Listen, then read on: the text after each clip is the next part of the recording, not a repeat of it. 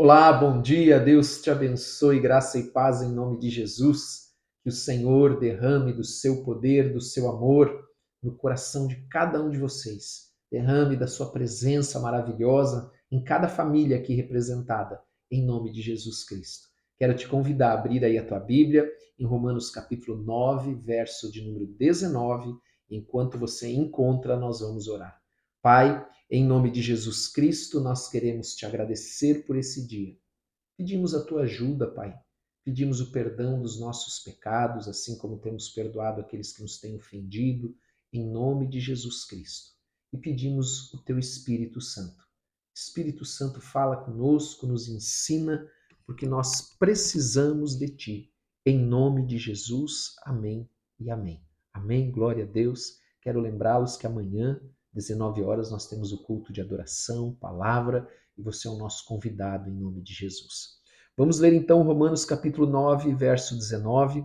Lembrando que Paulo aqui está argumentando para aqueles que acusavam o Senhor de ser injusto, porque em Deus não há injustiça. Ele não é injusto, ele é justo com todos. Amém? Ele é justo com aquele que é justo e merece justiça.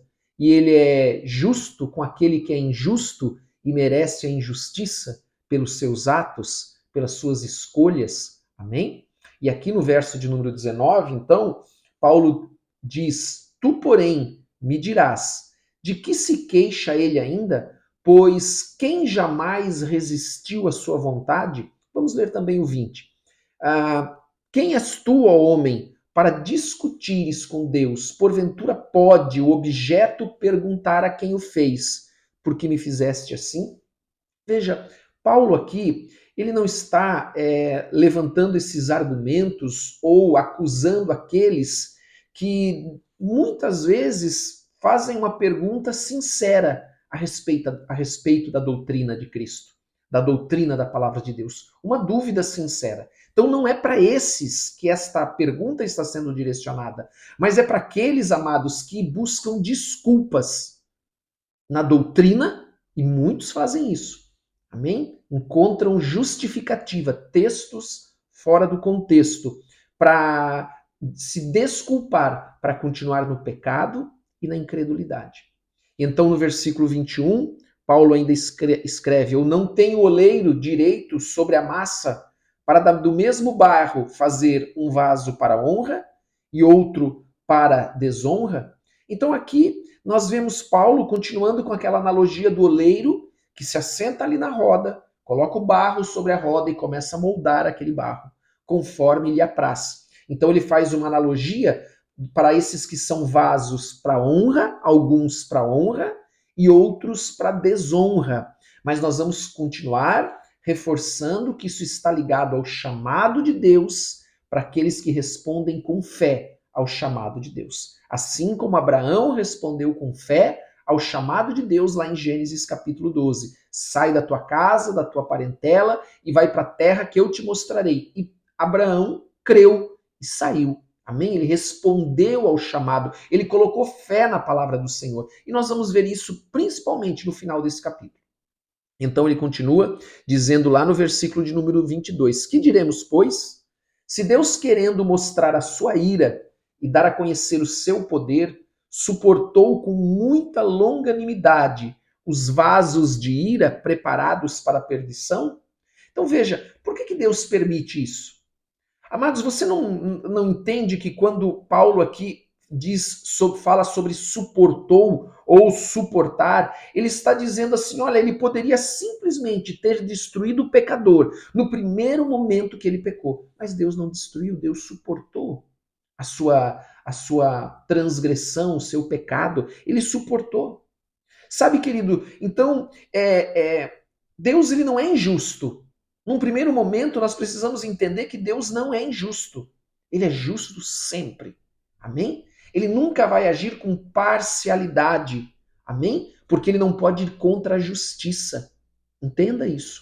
E a segunda questão, amados, é que tudo isso que Deus permite é também para mostrar o seu poder e, por sua vez, a sua misericórdia para aqueles que respondem de forma positiva ao chamado que ele faz. Amém? Respondem com fé. Então, amados, nós vemos aqui que ele fala aqueles preparados ou destinados para a perdição. Amados, esses destinados ou preparados para a perdição nada mais é do que aqueles que rejeitaram a Deus. Aqueles que rejeitam a Deus, aqueles que rejeitam a sua palavra, aquele que rejeita o caminho que ele oferece, a solução que ele oferece para o homem pecador, que é Jesus Cristo. Amém? Versículo de número 23, e vamos ler o 23 e o 24.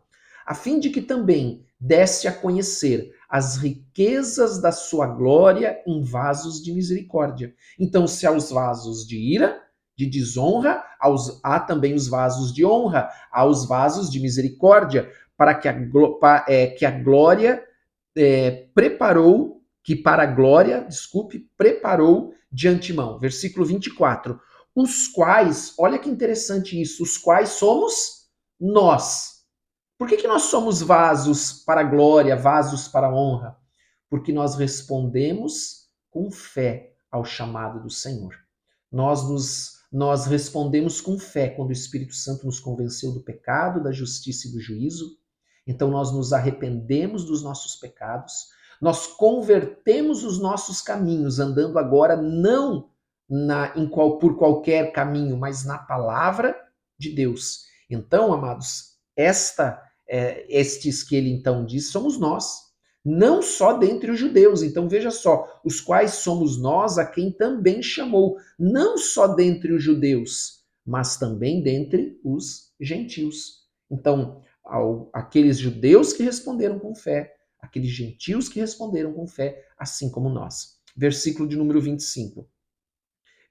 Assim como também diz em Oséias, chamarei o meu povo. Então aqui ele cita alguns textos da antiga aliança, profetizados anteriormente, mostrando que tudo o que acontecia com Israel não era inconsistente com o que foi profetizado. Veja, essa incredulidade, ela não é inconsistente com a Escritura, porque a própria Escritura diz. E nós vamos ver isso no final, como de novo ele vai enfatizar a questão do crer, da fé. E ele então diz, assim como também diz em Oséias, chamarei povo meu ao que não era meu povo, ou seja, os gentios. Amém? E amada a quem não era amada. E no lugar em que se lhes disse, vós não sois meu povo, ali mesmo serão chamados filhos do Deus vivo. Eu e você, que não éramos povo de Deus, agora pela fé em Jesus Cristo, fomos enxertados e somos agora filhos do Deus vivo. Mas relativamente a Israel, dele clama Isaías, ainda que o número dos filhos de Israel seja como a areia do mar, o remanescente é que será salvo. Lembra, amados, que nós falamos sobre isso lá, amados? Não é israelita só no exterior ou só mesmo na circuncisão da sua carne. Amém? Mas aquele que tem a circuncisão no coração, falando de fé, de crer. Amém? Será a areia do mar, o remanescente é que será salvo. Versículo 28. Porque o Senhor cumprirá sua palavra sobre a terra cabalmente. Lembre-se, Jesus diz, nem um tio da lei passará. Amém? Nada que foi profetizado, tudo que foi dito pela lei e pelos profetas acontecerá. Amém? Deve ser seguido. Cabalmente e em breve, como Isaías já disse, se o Senhor dos exércitos não nos tivesse deixado descendência, íamos tornado como Sodoma e semelhante a Gomorra, falando desse descendente, amém? Que crê. Israel é responsável pela sua rejeição. Que diremos, pois? Que os gentios que não buscavam a justificação vieram a alcançá-la? Todavia, aqui decorre da fé? Veja, aqui ele está falando dos gentios que alcançaram a justificação. A justificação é o perdão dos pecados, é estar livre, nós vimos isso. A justificação fala do perdão dos pecados e de estar livre do castigo, assim como o homem, quando transgride uma lei e é, por exemplo, preso, ele então, o castigo do crime dele é a prisão. Quando ele sai da prisão, ele está livre, amém? Ele já não é mais considerado um criminoso, amém? É pela lei, claro. Então ele ainda diz, Israel que buscava a lei de justiça não chegou a atingir essa lei? Então ele mostra aqui que os gentios que não buscavam a lei alcançaram pela fé, e Israel que buscava a lei de justiça não chegou a atingir essa lei. Aí ele faz essa pergunta: por quê? No versículo 32. Porque não decorreu da fé. Perceba, amados, que a fé ela está no centro. Amém? De tudo. Se nós somente podemos agradar a Deus pela fé, quando nós cremos, quando nós colocamos a nossa fé em ação, o Senhor transforma as nossas vidas. Quando nós cremos e colocamos fé em Jesus Cristo, melhor dizendo, o Senhor transforma as nossas vidas. Então, por que que os judeus não alcançaram a lei de justiça? Porque não decorreu da fé, e sim como que de obras. Ninguém será justificado pelas obras da lei, mas pela fé no Senhor Jesus Cristo. Então ele diz: tropeçaram na pedra de tropeço, como está escrito: eis que põe em Sião uma pedra de tropeço e rocha de escândalo, e aquele que nela crê não será confundido. Então nós vemos que isto já estava profetizado no Antigo Testamento, pelos profetas na Antiga Aliança, de que Israel, que a incredulidade de Israel, amados, ela era pelo fato de eles não crerem, de eles não colocarem fé. Então ela não é inconsistente com as escrituras. Então Paulo está aqui argumentando quanto àqueles que dizem que Deus é injusto, ou que Deus rejeitou Israel, Deus rejeitou os judeus, ou Deus rejeitou aqueles que não creem. Amém? E aí nós colocamos todos os homens. Não, Deus não rejeitou aqueles que não creem. Deus enviou seu Filho para salvar o mundo, mas somente aqueles que creem em Jesus Cristo é que são salvos. E crer em Jesus Cristo significa andar na palavra de Deus. Não é simplesmente dizer eu creio em Jesus Cristo. Amém? Porque a mudança que deve acontecer na nossa vida quando nós cremos em Jesus Cristo, os frutos que nós passamos a produzir a partir desse momento, vão mostrar que houve uma transformação, um novo nascimento, que o Espírito Santo agora habita em mim. Caso contrário, o Espírito Santo não habita em mim, se eu não andar na palavra do Senhor. Ainda que me diga ou me intitule cristão, eu não vou ser um cristão de fato, de verdade, somente nominal, porque o Espírito Santo que habita dentro do cristão verdadeiro, ele produz frutos, e esses frutos são condizentes com a palavra de Deus. E eles não vão contra a palavra de Deus, ou não nos fazem andar em caminhos que não são a palavra de Deus. Amém? Em nome de Jesus, ou que não é a palavra de Deus. Amém? Vamos orar? Pai, em nome de Jesus, nós queremos te agradecer por esse dia. Nós te damos toda a honra, toda a glória e todo o louvor. Pedimos que o Senhor abençoe a cada um que está aqui nesse dia. Que o Senhor abençoe a sua casa, a sua família, que o Senhor derrame da sua paz, do seu amor, que o Senhor encha o coração de cada um de esperança, de fé, em nome de Jesus Cristo.